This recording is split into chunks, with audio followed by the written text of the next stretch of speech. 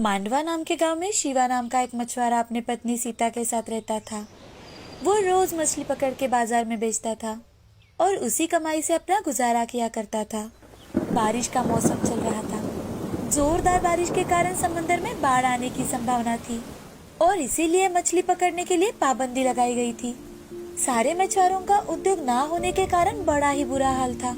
एक दिन शिवा मन ही मन, अगर ऐसे ही चलता रहा तो भूखे प्यासे सोने की नौबत आ जाएगी। जी सुनते हो, ये बारिश तो रुकने का नाम ही नहीं ले रही। घर का अनाज भी अब खत्म होने आ रहा है। क्या करेंगे? कुछ सोचा भी है आपने? अरे सीता, अब मैं क्या कर सकता हूँ इसमें? अब तो सब किस्मत पर है। अगर कल तक बारिश रुक गई तो अच्छी बात है, नहीं तो अपना क्या होगा क्या पता। शिवा एक बहुत ही नेक दिल और दयालु इंसान था। उसे अपनी कोई संतान नहीं थी। वो हमेशा ही दूसरे बच्चों तथा पशु पक्षियों की मदद किया करता था। इस बारिश में भी उसने अपने घर के आंगन में जानवरों को इस तूफान से बचाने के लिए व्यवस्था की थी, जहाँ गाय, भैंस, कुत्ते एक साथ ही आकर रुकते थे। उसके खुद के खाने के लाले पड़े हुए थे, लेकिन फिर भी वो अपने खाने में से कुछ हिस्सा उन जानवरों को देता था। एक दिन ऐसे ही शिवा खाना लेकर बारिश में उन जानवरों के पास जाने लगता है कि तभी उसकी पत्नी सीता उसके पीछे चिल्लाते हुए कहती है, अरे बस भी करो, यहाँ हम दोनों को खाने के लिए कुछ नहीं बचा और तुम इनको दे रहे हो। आपका क्या मुझे भूखे मारने का इरादा है? अरे सीता, मेरे हिस्से का तुम खा लेना। वैसे भी मुझे ज्यादा भूख नहीं है आज। ऐसा कहकर वो जानवरों को खाना देने जाता है और खाना देकर घर के अंदर आता है। घर के अंदर आकर सोचते सोचते ही सो जाता है। दिन बीत रहे थे। कुछ ही दिनों में उसका सारा राशन खत्म हो जाता है। तो वो जानवरों के पास आकर बैठता है और उनसे बातें करने लगता है। बातें करते करते शिवा, मुझे माफ करना दोस्तों, आज मेरे पास तुम्हें देने के लिए कुछ नहीं है। शिवा आज बहुत दुखी था। वो वहीं पर सोचते सोचते कोने में सो जाता है। दूसरे दिन सुबह उसकी आंखों पर सुनहरी धूप गिरती है और उसी धूप के कारण उसकी आंख खुलती है। वो आंखें खोलकर देखता है तो बारिश रुकी हुई थी और सारे जानवर वहां से जा चुके थे। तभी घर के दरवाजे से आवाज लगाते हुए सीता, अजी सुनते हो, देखो तो बारिश रुक गई है। अब मछलियां पकड़ने जाने का इरादा है भी या नहीं? अरे सीता रुको जरा, जा ही रहा हूँ। तुम भी ना सुबह सुबह शुरू हो जाती हो। हाँ जल्दी करो। शिवा और सीता की बातचीत चल ही रही थी कि तभी शिवा का दोस्त श्याम उससे, अरे ओ शिवा भाई, क्या तुमने सुना नहीं? समंदर में लगी पाबंदी हटा दी गई है। अब चलो जल्दी। अरे हाँ भाई आया, रुको जरा, अंदर से टोकरी लेकर आता हूँ। अरे क्या शिवा, तुम भी, तुम्हारे बाजू में ही तो टोकरी पड़ी है, वो ले लो और चलो जल्दी।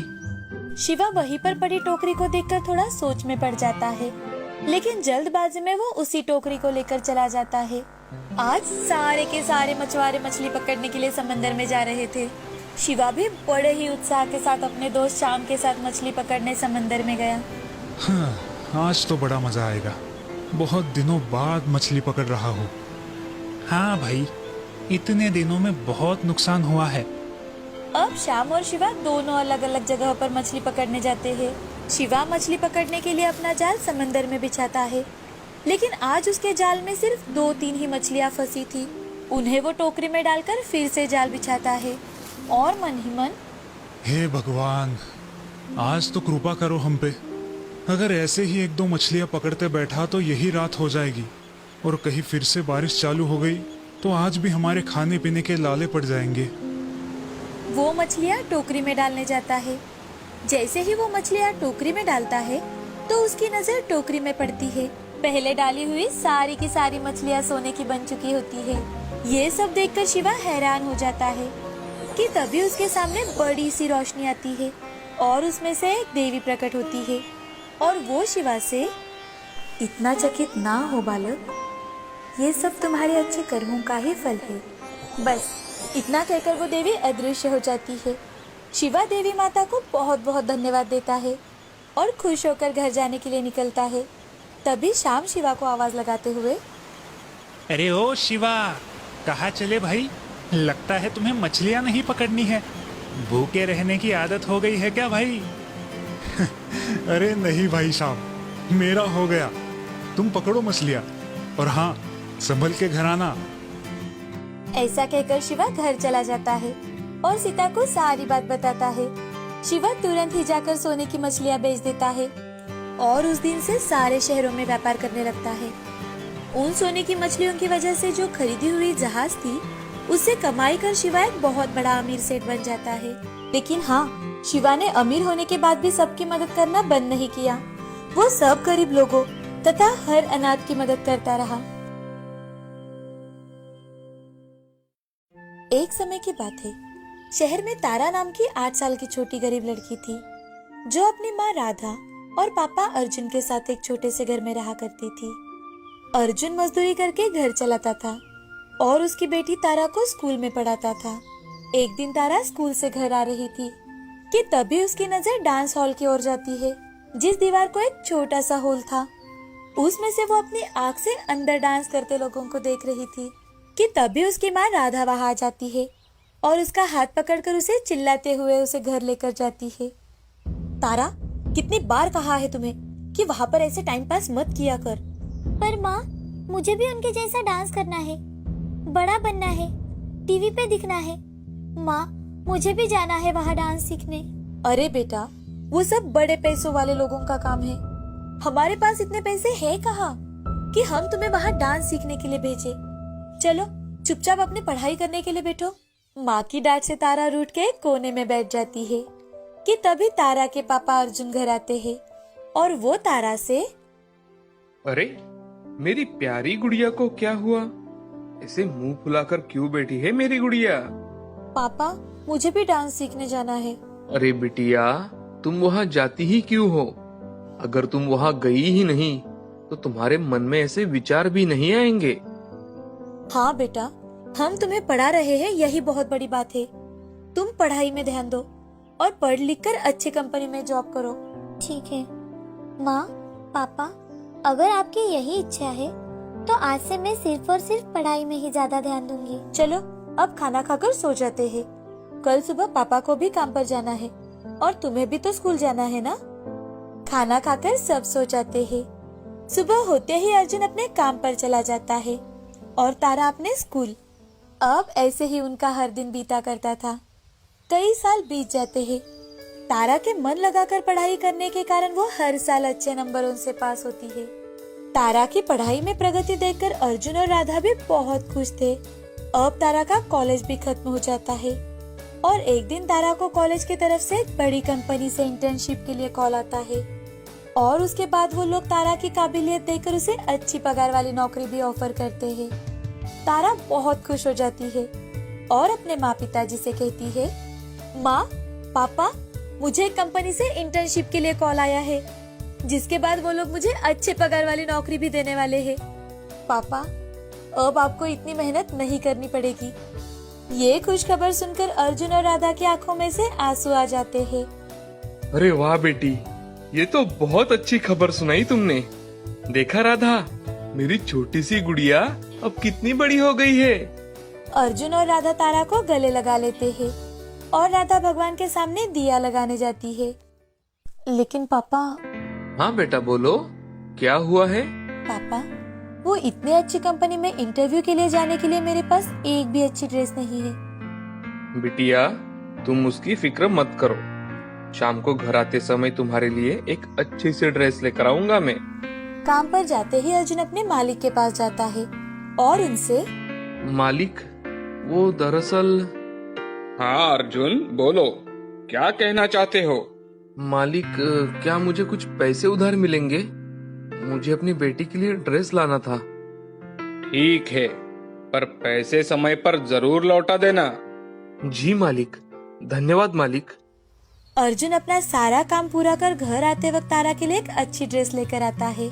दूसरे दिन सुबह तारा माँ पिताजी का आशीर्वाद लेकर इंटरव्यू के लिए निकलती है। जैसे ही वो रास्ते से जा रही थी, तभी उसकी नजर फिर से उसी डांस क्लास की तरफ जाती है और उनकी आवाज सुनकर वो फिर से हर रोज की तरह उस छोटे से हॉल से झांक कर देखती है कि आज वहाँ पर इतना ज्यादा शोर क्यों है। अरे अब हमारा क्या होगा? जो मेन डांसर थी उसका ही पैर टूट गया है। अब शो कैसे होगा हमारा? आज के आज हम कैसे अरेंज करेंगे ये सब? तभी तारा धीरे से दरवाजे के पास जाकर खड़ी होती है। क्या मैं आपकी कुछ मदद कर सकती हूँ? तारा की बात सुनकर वो सारे लोग उस पर हंसने लगते हैं कि ये गरीब लड़की उनकी क्या मदद करेगी।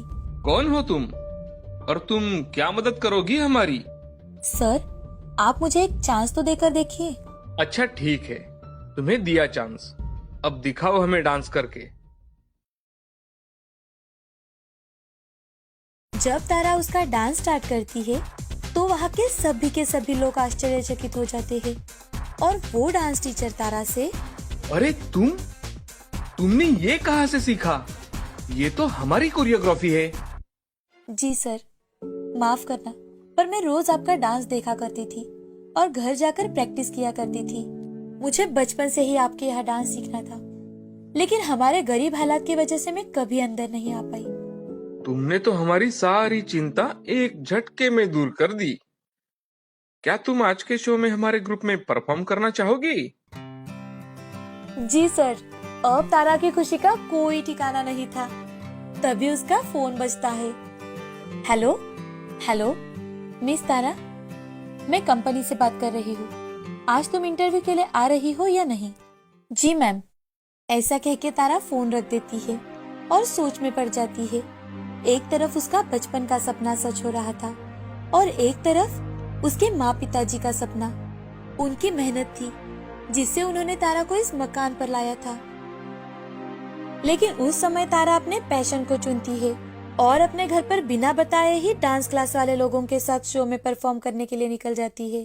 तारा की वजह से उनका पूरा ग्रुप वो शो में जीत जाता है और हर जगह सिर्फ तारा के डांस के ही चर्चे होने लगते हैं। सब होने के बाद शाम को तारा घर आती है। अजी सुनते हो, अपनी तारा आ गई, देखो तो। अरे बेटा, आ गई तुम? आओ आओ बैठो और बताओ कैसा गया तुम्हारा इंटरव्यू? तुम्हारा सिलेक्शन हुआ या नहीं? पापा, वो दरअसल तारा को कुछ भी समझ में नहीं आ रहा था कि वो अपने माँ पिताजी से कैसे सच कहे। वो उन्हें दुखी नहीं करना चाहती थी, पर वो उनसे झूठ भी नहीं बोलना चाहती थी। इसीलिए तारा ने उन्हें सारी बात बता दी। अरे तारा, तुमने ये क्या कर दिया? कितने दिनों बाद घर में खुशी आई थी। अरे ये सब करने से पहले एक बार अपने पापा के बारे में तो सोच लेती। अर्जुन बहुत दुखी हो जाता है और वो वहाँ से उठकर बाहर चला जाता है। जैसे ही अर्जुन बाहर निकलता है तो गांव के 2-3 लोग उससे मिलते हैं और वो अर्जुन से, अरे अर्जुन भाई, क्या बात है, तुम्हारी तारा तो टीवी पे आ गई। ये सब कैसे हुआ? पर कुछ भी कहो अर्जुन, क्या डांस किया है तुम्हारी बेटी ने, वाह, मानना पड़ेगा भाई।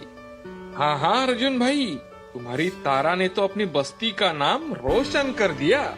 ये सब सुनकर अर्जुन भागते हुए घर आता है और राधा को सारी हकीकत बताता है। दोनों खुशी से तारा को गले लगा लेते हैं। ऐसे ही धीरे धीरे तारा के घर के बाहर भीड़ इकट्ठा होने लगती है और फिर क्या था, उसे हमेशा ही बहुत सारे शोज से डांस के लिए ऑफर आने लगते हैं। ऐसे ही करते करते तारा बहुत फेमस डांसर हो जाती है।